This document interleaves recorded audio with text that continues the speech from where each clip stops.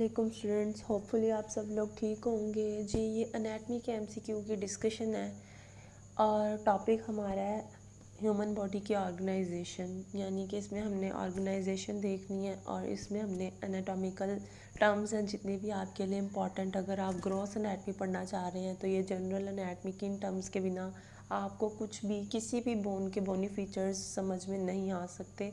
आपके लिए ग्रॉस बिल्कुल भी समझ से बाहर होगी अगर आप लोग ये नहीं करते। तो ये बेसिक टर्म्स हैं, इनका आपको पता होना चाहिए। तो इसमें हम एनाटॉमिकल नोमेनक्लेचर और एनाटॉमिकल टर्म्स को देखेंगे और जो इस टॉपिक का लेक्चर है वो भी मैंने अपलोड किया हुआ है, उसका लिंक मैं डिस्क्रिप्शन में ऐड कर दूँगी, आप वहाँ से देख सकते हैं। जी, हम एमसीक्यू स्टार्ट करते हैं। एमसीक्यू नंबर 1 देखें, turning the sole of the foot inwards. अगर हम सोल जो फुट का होता है उसे इनवर्ड मूव कराते हैं तो कौन सी टर्म यूज़ होगी, और अगर हम उसको आउटसाइड मूव कराते हैं मतलब आउटवर्ड मूव कराते हैं, एक टर्म तो इनवर्ड है तो एक आउटवर्ड है। अगर इनवर्ड मूव कराते हैं तो कौन सी टर्म अप्लाई करते हैं और आउटवर्ड मूव कराते हैं तो कौन सी टर्म अप्लाई करते हैं, ये चीज़ आपने याद रखनी है। अगर इनवर्ड करते हैं फुट को मूव, सोल को मूव मतलब सोल को इनवर्ड मूव करते हैं तो वो क्या कहलाती है, इनवरियन, और अगर आउटवर्ड मूव करते हैं तो वो एवरियन। अब यहाँ पर जो बाकी ऑप्शन हैं वो है प्रोनेशन और सुपिनेशन।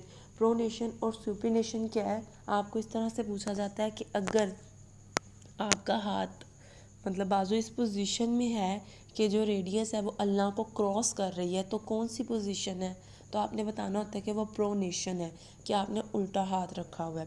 फिर आप हाथ सीधा कर लें, जब आप हाथ सीधा कर लेते हैं तो जो अल्लाह और रेडियस है वो आपस में एक दूसरे के पैरेलल हो जाती हैं, यानी उनका एंगल 0 डिग्री एंगल होता है। तो वो क्या कहलाती है, वो कहलाती है सुपिनेशन।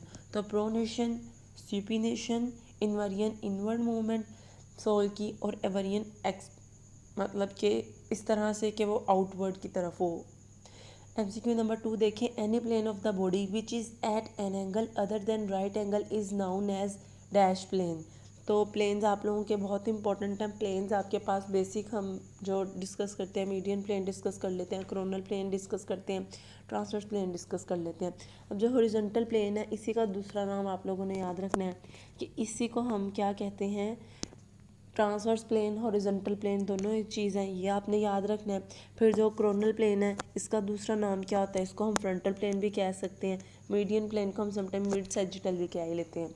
अच्छा जी, अब जो आपके अल्फा ऑप्शन है हॉरिजॉन्टल प्लेन, ये क्या करता है, बॉडी को किस तरह से डिवाइड करता है, क्या सेक्शनिंग करता है, ये बॉडी को अपर और लोअर सेक्शंस में डिवाइड कर देता है।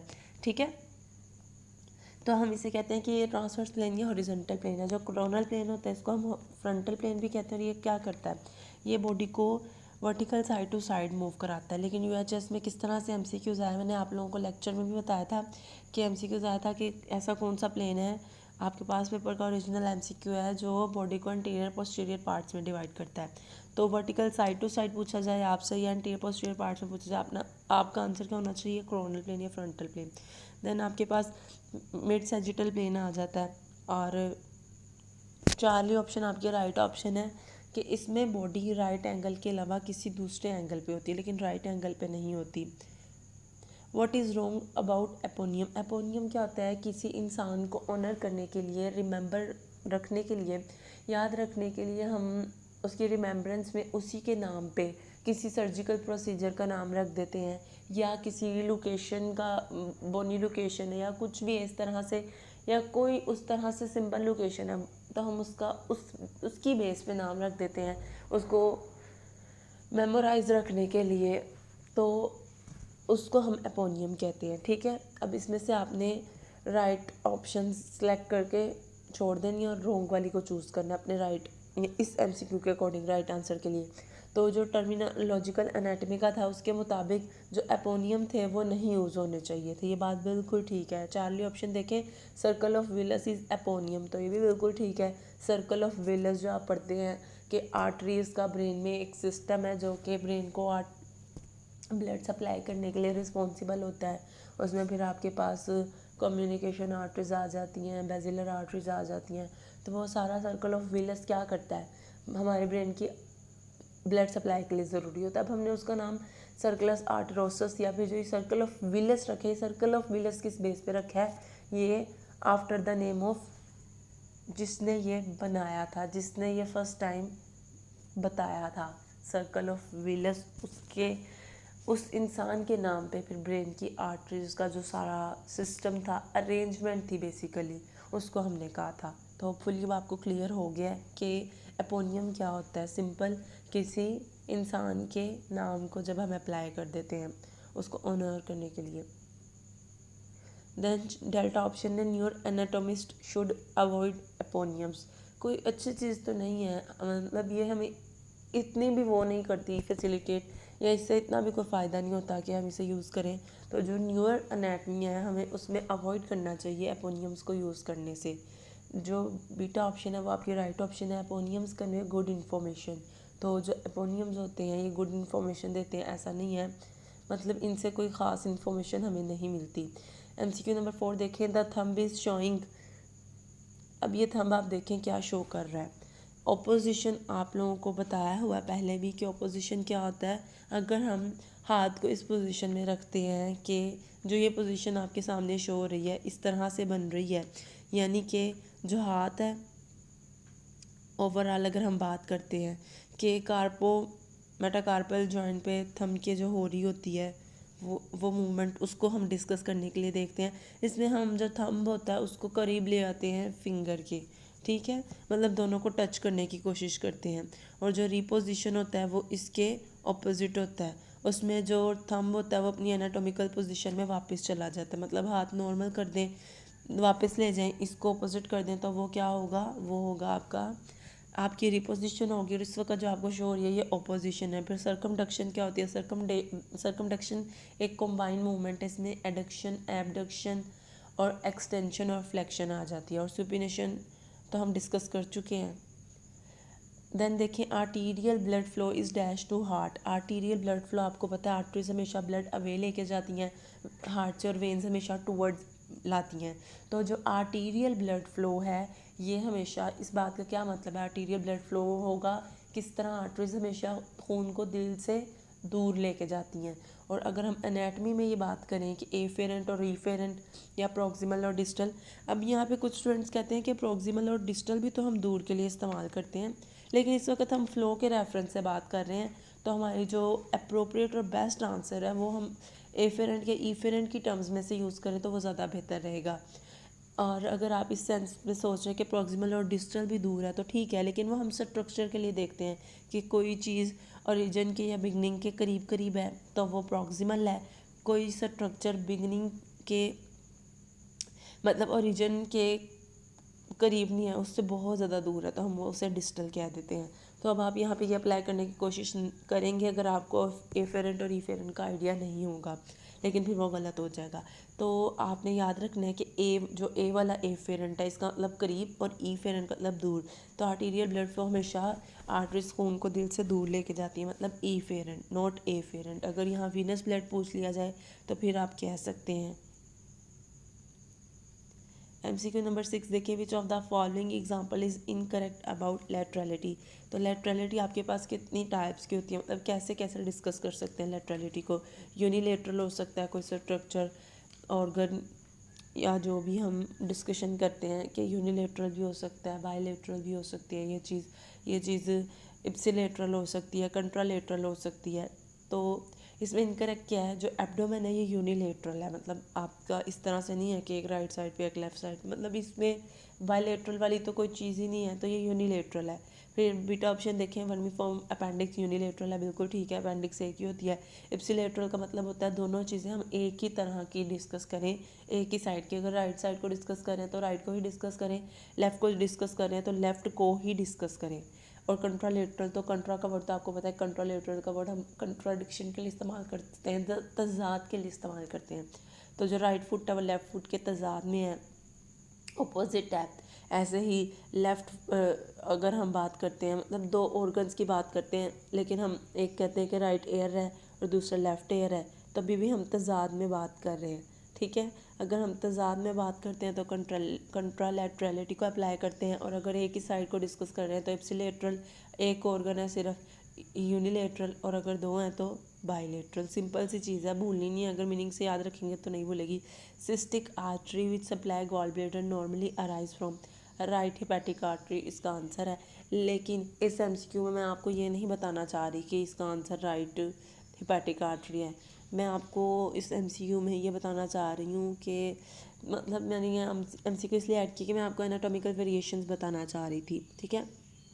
जो एनाटॉमिकल वेरिएशंस है ना, उसमें यही है कि समटाइम्स एनाटमी में भी वेरिएशंस आ जाती हैं।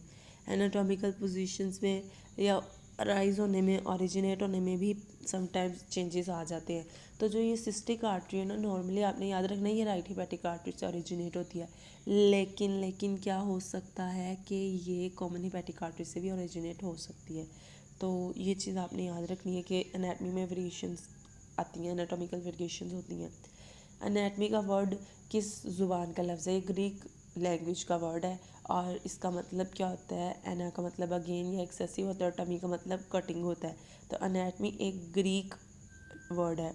उसके बाद देखें, who is considered the father of modern anatomy? Hippocrates. Alpha option में देखें हिपोक्रेट, आपने हिपोक्रेट और एंड्रियस वेजेलियस बिल्कुल नहीं भूलना। जो हिपोक्रेट है ये एनाटमी के सब्जेक्ट का हम फादर भी कह सकते हैं, जो हिपोक्रेट है, और उसके अलावा फादर ऑफ मेडिसिन भी कहते हैं, ठीक है। और जो एंड्रियस वेजेलियस है ये जब जो अब मॉडर्न एनाटमी चल रही है उसके लिए हम रिस्पॉन्सिबल करते हैं कि फादर ऑफ मॉडर्न एनाटमी कौन है, तो एंड्रियस वेजेलियस है। एमसीक्यू नंबर 10 देखें, an alternative name to histology. Histo tissue को कहते हैं, लॉजी स्टडी को कहते हैं। तो टिश्यू की स्टडी जो होती है वो हिस्टोलॉजी कहलाती है। और टिश्यू को स्टडी करने के लिए हम कभी भी नेकेड आई को यूज़ नहीं कर सकते कि आप अपनी आम आँख से सारा मुशाहिदा कर लें। टिश्यू की स्टडी आपको पता है कि एक स्लाइड पे हम टिश्यू लगाते हैं बारीक सी लेयर, फिर हम उसको स्टेन करते हैं। स्टेनिंग करने के बाद माइक्रोस्कोपिस्ट जो होता है माइक्रोस्कोपी करता है। तो वो सारा हम क्या कर रहे होते हैं? हिस्टोलॉजी कर रहे होते हैं, टिश्यू की स्टडी कर रहे होते हैं। और वो कभी भी हम आम आँख से नहीं कर सकते, माइक्रोस्कोप से करते हैं, इसलिए हम उसे माइक्रोस्कोपिक एनाटमी कह देते हैं। फिर आपके पास एक मैक्रोस्कोपिक एनाटमी आ जाती है। मैक्रोस्कोपिक एनाटमी क्यों कहते हैं इसको? क्योंकि इसमें हम नेकेड आई यूज़ करते हैं, ठीक है। तो नेकेड आई में इसको हम कौन सी एनाटमी कहते हैं? इसको हम ग्रॉस एनाटमी कहते हैं। इसमें हम सारे ऑर्गन पार्ट्स, बॉडी के स्ट्रक्चर देखते हैं जो कि हमें विजिबल होते हैं ह्यूमन आई के लिए, ठीक है। तो ग्रॉस एनाटमी को मैक्रोस्कोपिक एनाटमी कहते हैं, ये बात आपने याद रखनी है। और जो अल्ट्रा स्ट्रक्चर, फाइन स्ट्रक्चर्स देखने के लिए, बॉडी के अल्ट्रा स्ट्रक्चर या अल्ट्रा कंपोनेंट्स को देखने के लिए इस्तेमाल करते हैं, वो हिस्टोलॉजी होती है और माइक्रोस्कोपिक एनाटमी कहलाती है। दैन आपके पास टोपोग्राफिकल एनाटमी मेंशन है। टोपोग्राफिकल एनाटमी का आपने दूसरा नाम याद रखना है कि टोपोग्राफिकल एनाटमी को हम मज़ीद क्या कह सकते हैं, या टोपोग्राफिकल एनाटमी आपकी कहाँ कहाँ अप्लाई होती है।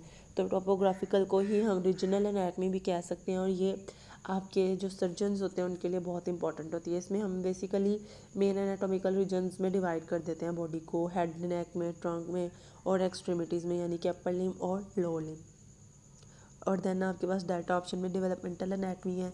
इसका दूसरा नाम, इसको हम मतलब क्या रेफ़र कर सकते हैं, इसको हम एम्ब्रियोलॉजी कह सकते हैं, और ये पेडिट्रिशियंस के लिए इंपॉर्टेंट होती है। आपसे ये एमसीक्यू में पूछा जाता है। तो मैंने एमसीक्यू नंबर 10 में आपको अल्टरनेट 4 नेम्स बताए हैं और 2 एमसीक्यू और बताए हैं कि जो रीजनल है वो सर्जन्स के लिए इंपॉर्टेंट है, और जो एम्ब्रियोलॉजिकल या फिर डेवलपमेंटल है वो पेडिट्रिशियंस के लिए इंपॉर्टेंट है, ठीक है। देन एमसीक्यू नंबर 12 देखें, the plane showing in figure is. ये कौन सा प्लेन है जो आपको शो हो रहा है? तो जो प्लेन आपको शो हो रहा है ये ट्रांसवर्स प्लेन है। ऐसा प्लेन जो आपकी बॉडी को किस तरह से डिवाइड करे, अपर और लोअर साइड्स में डिवाइड कर दे, ऐसे प्लेन को हम कहते हैं ये ट्रांसवर्स प्लेन है, ठीक है। Branch of human anatomy deals with which developmental changes in ancestors from which human beings evolve. तो ये फाइलोजेनेटिक स्टडीज़ जो होती हैं ये एवोल्यूशन से रिलेट करती हैं। रेडियोलॉजिकल एनाटमी में हम रेडिएशंस को डील करते हैं, रेडिएशंस को देखते हैं। रेडियोग्राफिक एनाटमीज़ को हम कह सकते हैं। तो इसमें हम सारी इमेजिंग टेक्निक्स को देखते हैं। देन आपके पास साइटोलॉजी है, सेल की स्टडी को साइटोलॉजी कहते हैं। क्रॉस सेक्शन एनाटमी में हम क्रॉस सेक्शन देखते हैं सारा। अगर लाइंग डाउन फेस पोस्टीरियरली, अगर हम इस तरह से बैठ लेटे हैं कि हमारा फेस जो है डाउनवर्ड है, पोस्टीरियर है, नीचे की तरफ, एंटीरियर सामने की तरफ होता है ना, तो वो हमारा पोस्टीरियर है, बैक साइड पे है, तो इसको हम प्रोन कहते हैं। देन ये देखिए लेफ़्ट आर्म और राइट लेग जो है क्या है, तो अगर हम इस वक्त तजाद में बात कर रहे हैं, एक चीज़ राइट है और दूसरी लेफ़्ट है, तो इसको हम कहते हैं कि ये क्या है, ये कंट्रालेटरल है। हम बात कर चुके हैं इस एमसीक्यू की।